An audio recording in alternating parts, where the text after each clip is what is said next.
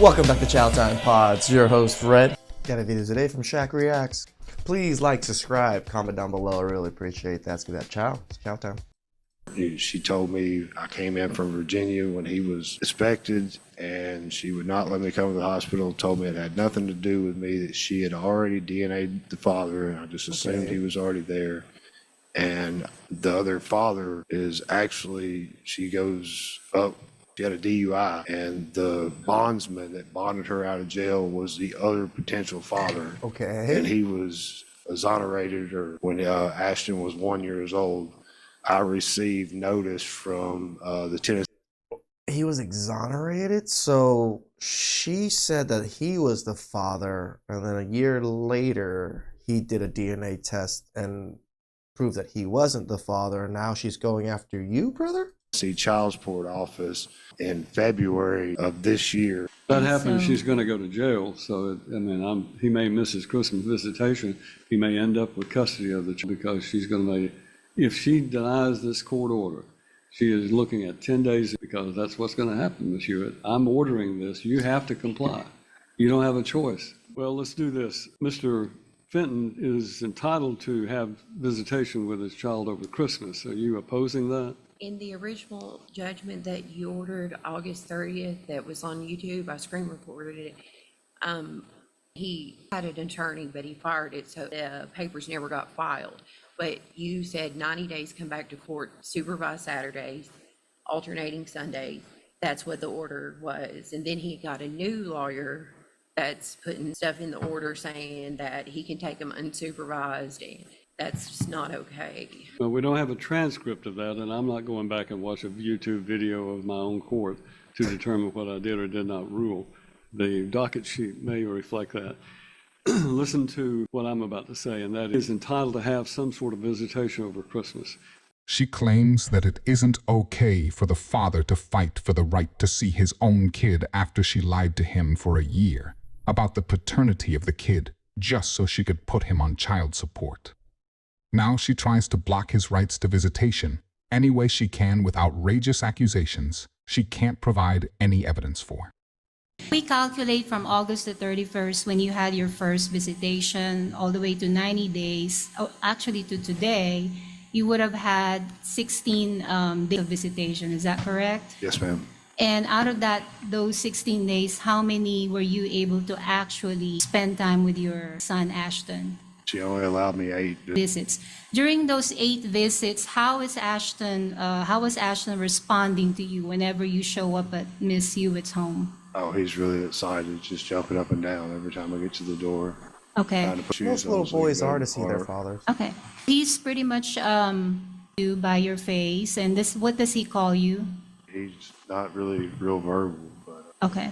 Are you able to ascertain his needs between you and him interacting? Yes, ma'am. Is he able to basically, you just said that he's mostly nonverbal, is that what you said? Yeah, he says little things like go and yeah, not really that verbal. Okay. In terms of going to the bathroom or if he needs to eat and things like that, are you able to figure out what your son needs? All right. And isn't it true that you're able to take him out of Miss Hewitt's home in those visits without her being present, but with her consent? Yes, it started December 1st. I should have received 3 visits. I drive down every weekend and. Hold on, Mr. Fenton. Oh, you need to. I might need to get a little closer. Is that better? Yes. Okay. Okay. Rephrase my question. During those 8 days that you had visitation, did Miss Hewitt to take Ashton outside of her home without her presence, and you were able to visit with him? Yes, ma'am. Me and her daughter Sophie and Ashton, and then my fiance Asia, we would go to the park, which is just a few hundred feet down the road from her house. Okay. And then on one occasion, I had to go get Miss Hewitt some car parts. Her car had messed up, and me, Asia, and Ashton all went together to get those without her. Okay. And your plans for Christmas? Do you have any relatives? Yeah, my sister and my nieces are all planning to come to the house for Christmas. Okay. And you got gifts prepared for Ashton? Oh yeah, this whole room set up. 13 family members come over for Thanksgiving, but I wasn't allowed to get him. She would not even answer the door. Right. And then my last question to you is just describe to the judge, how many bedrooms do you have in your home? 3. Okay. And you would have a separate bedroom for Ashton to sleep over if you're allowed to take him there from the 24th to the 25th? Yes, ma'am. It's all set up. His toddler bed, everything he My needs. It's a brand new room. I built the house, and it's never been stayed in. Okay. That will show you photos. You may. I did. Fairly recent? Yes, ma'am. This was just last weekend on And- Sunday. Okay, and it fairly depict the condition Have of you your shown Ms. home? Hewitt? Yes, Judge, I gave her a copy, actually. So photos, if you can peruse them, it's your home, is that correct? Yes, ma'am. And then you have a separate bedroom where it's got a mini bed for Ashton, is that correct? Yes, ma'am. Okay. And do you feel that your home is safe for him Most definitely. and suitable? Most definitely. And who lives there? Me, my fiance, Asia, and my stepdaughter, Elena. Okay, and how have you been living with your fiance and Elena? Just a little bit over 3 years. Okay. This man seems like a good man, but dealing with another single mother. I'm not trying to judge or anything. It's just like when I hear it, and I'm like, oh my God, bro, you got out of the fire and threw yourself back into the pit, kind of thing. So you in October was 3 years. Okay, and I was actually on the stand the last time that you were in front of Judge Wolf, is that correct? That's correct. And she testified that you had taken care of her all that time, is that right? Yes, that's correct. Judge, I would like to enter that as an exhibit. All right, mark it as Exhibit 1. And then I will show you another set of pictures, Fenton. Asia, my fiance. Okay, and those pictures Is that a real name? depict. Us at the park, well, I guess on one occasion at the park, we went multiple times. And then this one depicts, he really likes to get in my truck and push the horn and play with all the buttons. And he thinks it's funny because I won't let him push the horn. He tries to get around me to do it. And then Those photos were it's 2 taken? times at the park. As we can see, he seems like a normal guy who just wants to does. see his kid. Now let's see what the ex-wife has to say about this. Did you have open CPS investigations in Scottsville regarding your stepdaughter, your No. ex-wife? So there's not court documents in Scottsville, Kentucky, where you and Buffy went to court with your stepdaughter, I never, Remember going to court I with never- your ex-wife? no.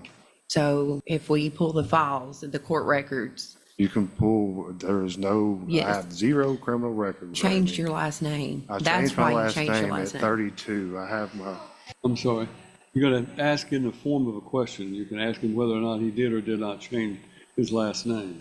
Did you change your last name after you and your wife went to court for the money of your stepdaughter, buying her a, I quote, practice for her?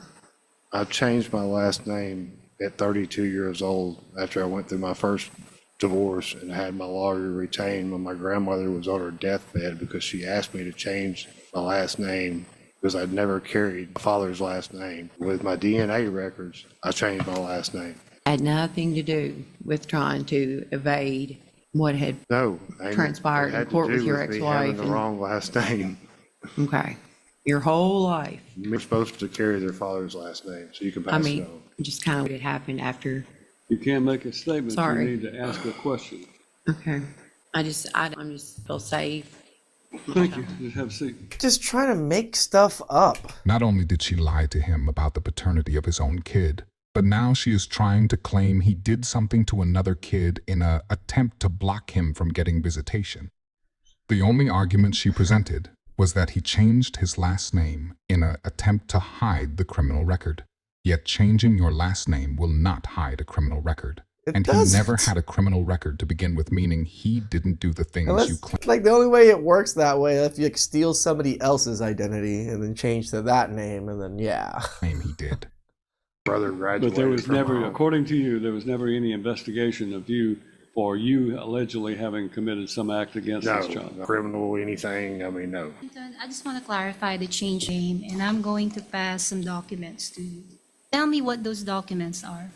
My original birth certificate from when I was born, my original social security card, my last name reading Englehart, as well as a birth certificate. When I was born, from 0 to 1, my name was changed 3 times by my mom, or twice. I know I carried my sister. We have different dads. Last name originally, which was Reisinger, and then my mother changed it to Englehart when I was 0 to 1. And my grandma was on her deathbed. She asked me to change my last name. She said, "You're going to have a son one day, and I want him to have the right last name." She said, "So you have your DNA, please go change your last name." I did this at 32 years old, so many, many years ago. It's been 9 years I did this. So you didn't change your name to criminal prosecution whatsoever. No. And tell me about the clearances that you have gotten from the government. Oh, from this guy has government clearance? You screwed up, lady. You screwed up. Government clearance is so scrutinized to get certain levels of clearance. If this guy has like one of the higher levels of clearance, this man's most likely not no criminal or anything. NASA and things like that. Just very briefly. I did a project year before last in Mississippi at the NASA facility, which is a government facility. And I mean, you have to do extensive checks, and I have a U.S. government badge label. Okay, so they had run your background and things like that. Is Yes, that right? ma'am. I've worked federal projects, so anytime I work on my airport, like B&A Airport or any high-profile jets, as part of it, you have Okay. to. And that's an ongoing situation. Is that right? Yes, for the last 23 years. That's correct.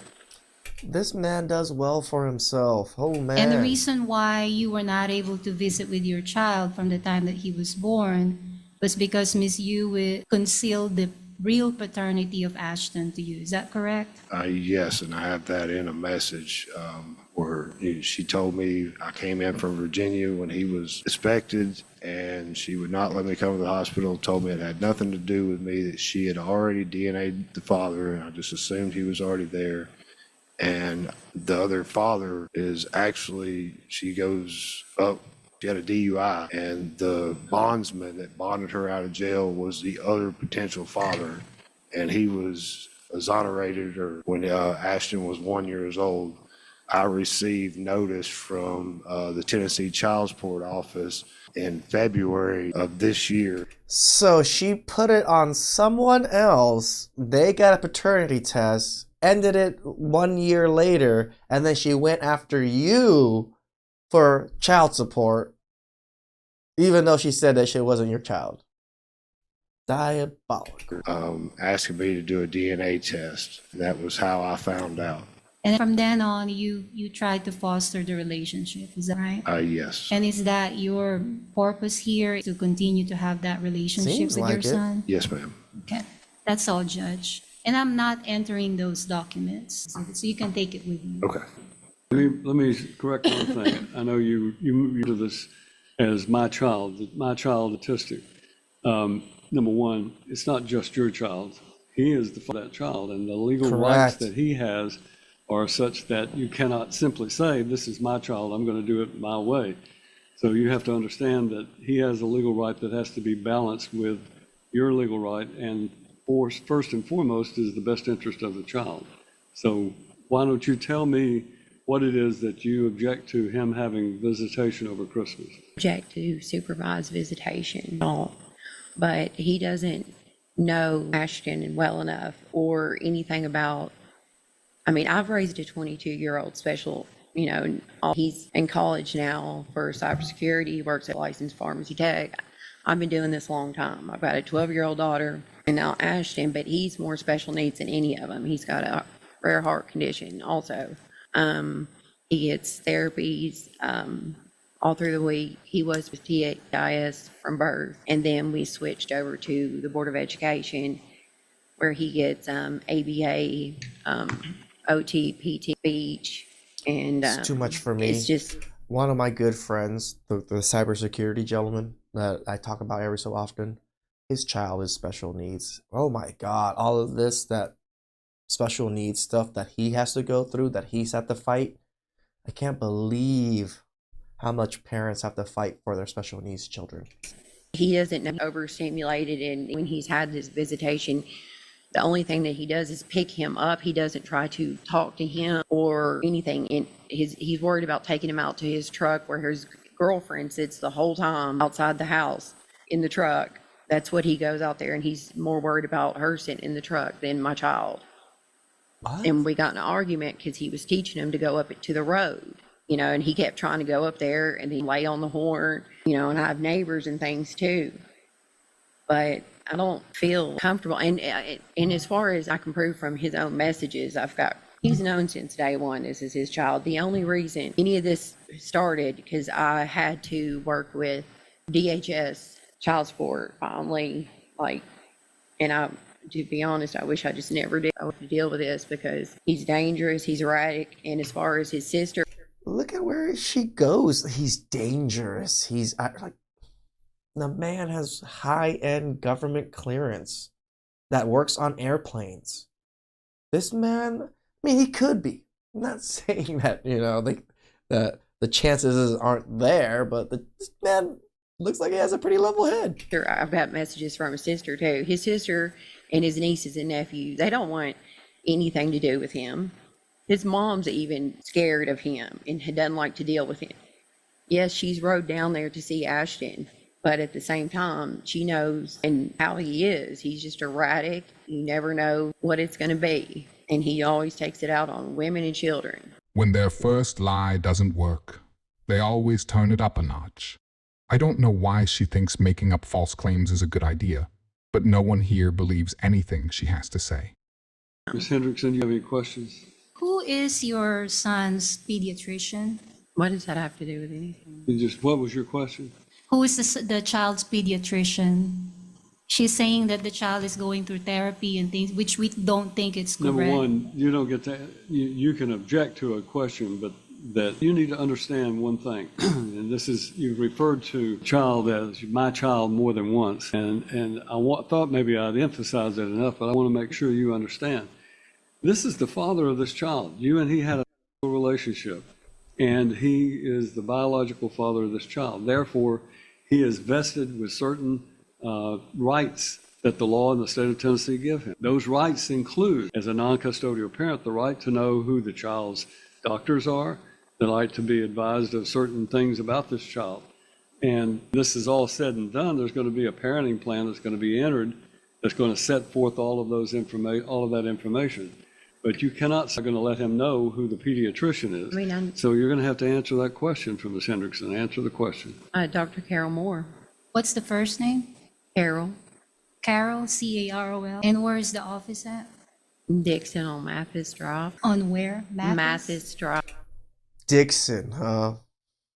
Oh, the horrible memories of going to jail in Tennessee coming flooding right back into that was actually where I went to jail. That is Dixon County. Okay, so if I check the records, they will have Ashton's there, medical records there? Yes. Okay. Who is the cardiologist? Dr. Bruns. Can you say that again? Dr. Bruns. Can you spell that? B-R-U-N-S. What's the first name? I don't know. Okay. And where is his office at? He up here certain days, but is at Centennial.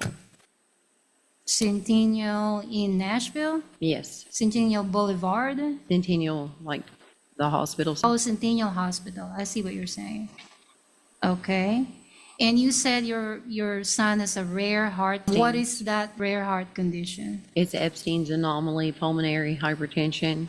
One of the valves isn't fully formed, so it gushes. He's been getting EKG since he was born, and he didn't have to, luckily, medication, but we had to wean him off oxygen. So, but he's able to play like a regular child, things like that. Is that right? I mean, he plays. Yeah. Okay. So, Judge, you've allowed to park with that was asked. Tell me about the therapy. So you said there's an occupational therapy, a physical therapy, and a speech therapy. Just ABA. briefly, what is the schedule during the week on that? He goes to school during the week, and from 7:30 to 10:30. And we just redid his IEP where they increased 30-minute physical therapy because of lack of muscle tone in his feet being hypermobile. What exact school are you talking about? Where are you taking him? On elementary. Okay, so he's enrolled there right now? Yes. Okay. And previously TEIS since. Okay. Mr. Fenton has brought mother with him on stations. You remember that? Yeah, I love his mom. Right. I mean, I love her. So But you just said that you just literally talked ill about the mom. it's not true that he does not have a good relationship with his mother, No, because in fact, he has taken him to your house so that he can see his grandson. Is that right? That doesn't mean he has a good relationship with his mom. But he has taken the grandma with him Yeah. on and some then of the she comes- visitation. Okay. And yeah, So Ashton met his grandma, correct? yes. And you're saying that Mr. Fenton knew, but in fact, you texted him confirming that you told him he was not the father. Do you remember that text message? Oh, yes, after, I've got text messages too, but after many drunk, Yeah, I'm sure yours is not as complete as his is, though, huh? late night, crazy messages, and I mean, he called me a drunk gutter and all, so, and I've got the message from his sister too, just say it's not his.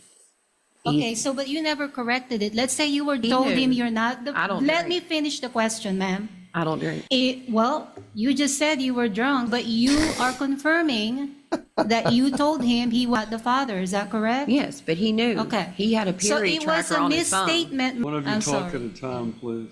So it was a misstatement when you claimed there on that stand that he belonged, because you told him he was not the father. He knew all along. He had a period tracker on my phone. He had a period tracker on my phone? Wouldn't you have a period tracker on your own phone? Why would he have a period tracker on your phone? It doesn't even make sense. Were apart in the beginning when we were together. He purposely got me pregnant. And then when I wouldn't move out and live in a travel trailer, like when I worked out of town and lose my housing and all that crap, he got mad and but I would still get just crazy erratic messages, or he'd show up out of the blue. But why did you tell him that the DNA test was not He had him? a DNA test in his truck when he came down after Ashton Warren. Walked in the house, said he had a DNA test in the truck, but he knew he didn't need it because it was his.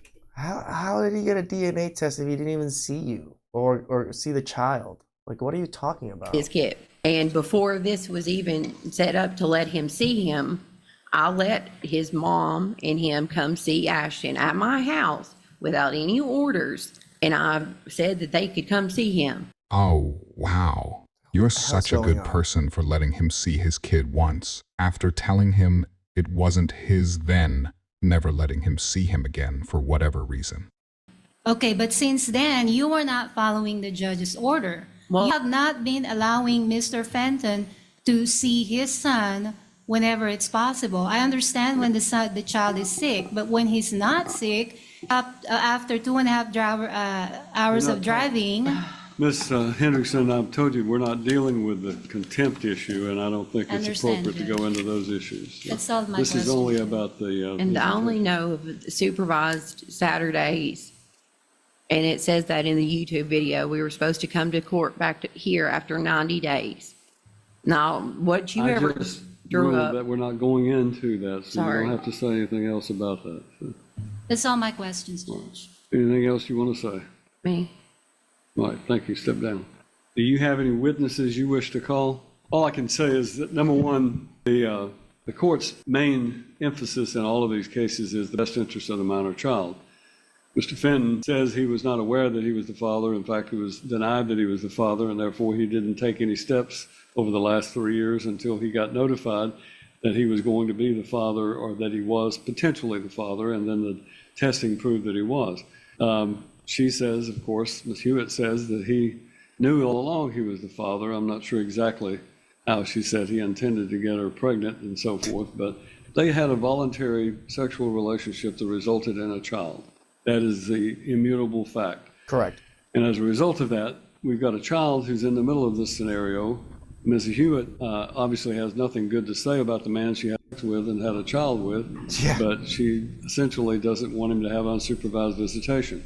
I don't have any proof before me that he poses a threat to this child, but by the same token, the proof before me is he has a number of health issues, including being nonverbal. Even Mr. Fenton testified the young man is very limited in what he has to say. It's a giant leap from going from supervised visitation of a child that you first get acquainted with at 2.5 or 3 years old to having the child spend the night with you on Christmas Eve and until Christmas Day at noon. That's a world away from what I think this child would do. But by the same token, he needs to have visitation with a child that his family can be a participant in, because this extended family is this child's family. So the balancing of those is the difficult part of this. I think that under these circumstances, I'm not going to grant him the visitation from Christmas Eve over. I can somewhat understand that, the way he was going about it, like with how the child is very special needs and, a big change of spending a night over or something. I get it. I get that one. Night I'm to not Christmas mad about it. Day. But I will grant him visitation from 8 o'clock Christmas morning until 6 o'clock p.m. Christmas Eve. I'm sorry, Christmas Eve morning at 8 a.m., Christmas Eve at 6 p.m. He'll have the right to take the child to Kentucky if that's what he wishes to do, to visit with his family. He will give her a telephone number where she can talk to the child while he's there and make sure that she's reassured that there's not any problems.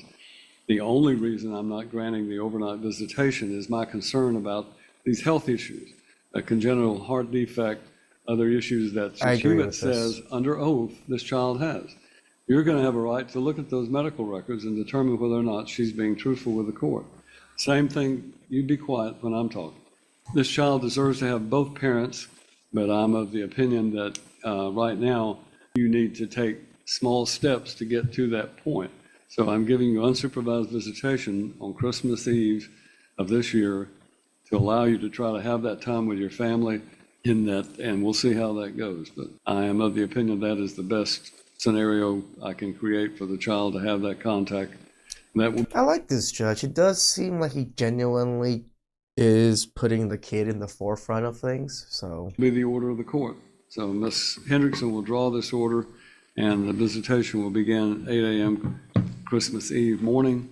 Judge, if I may, maybe request that mother just, the exchange should happen at the Dixon Police instead of the father going to house, because in the past, the mother would just simply lock the doors. That happens, she's going to go to jail. So, he may miss his Christmas visitation. He may end up with custody of the child because she's going to, if she denies this court order, she is looking at 10 days, because that's what's going to happen, Ms. Hewitt. I'm ordering this. You have to comply. You don't have a choice. Shout out to the judge for, she going to jail if she ain't doing this. And as a result, it's 8 a.m. Christmas Eve morning until 6 p.m. Christmas Eve night. We'll pick the child up at her house. I'm not going to traumatize this child further by having the child have to go to the police station and be exchanged with his parent. True. All that's going to do is convey to the child that there's something dangerous going on here, or else they wouldn't have to be exchanged at the police department. I'm really liking this judge. Shout out to Judge Wolf. Woof. Pick child up. You'll have the child ready to go with whatever needs to go with him to be able to spend the day. The child goes to daycare, so he's away from you for times. This is nothing different than that, except it'll be in his home. You don't bring it back, you violate this court order some fashion, then you're going to go to jail. I don't want to put either one of them in jail. I want you to behave and do what you're supposed to. It's Christmas, for goodness sakes. You're supposed to have a contact with your family. This child, I'm doing this for the child's benefit, not for Mr. Fenton's benefit. I'm doing it so this child can have time with his extended family and begin to learn that these are his family, these people are his family, and that he has these other relationships. He has medical issues. We'll have to deal with those things down the road. But this is my order for today. Judge, and one more thing, Miss Hewitt did start saying that she brought some documents. I did have a subpoena ducis tecum issued I'm not for dealing with her. that, Ms. Hendrickson. I said all along that this is only about the Christmas the Christmas visitation. visitation. You have other motions, you have other court dates, you can reset your motion. In January, we have a number of different chancery days. You can get with the clerk, you can reset your motions for a day in January, and we'll deal from there. So. But I'm telling you both right now, you better start thinking about the best interest of this child and not Agreed. the possessory interest. I'm very concerned, Ms. Hewitt, about you referring to my child, my child, my child. It is your child, it is his child. Start phrasing it differently, because all that means to like me or to Mr. Fenton is that you think he belongs to you and he has no right. And I'm telling you, he has rights that are given to him under the law of Tennessee, and I'm going to enforce those rights. But I'm also going to do it in a way that this child will benefit the most that I can create. It's just, it infuriates me that women get to lie on oath, lie on the stand, and do all these things, and they really get no repercussions. Like, if men were lying through their teeth like this, I'm sure they would go to jail and be held in contempt. This lady obviously was lying majority of the time. Like, making him out to be some evil bastard something, you know, like when even the judge is like, I don't see it. This game that women love to use their kids to play against men, it only hurts their kids. Please like, subscribe, comment down below. I really appreciate that. And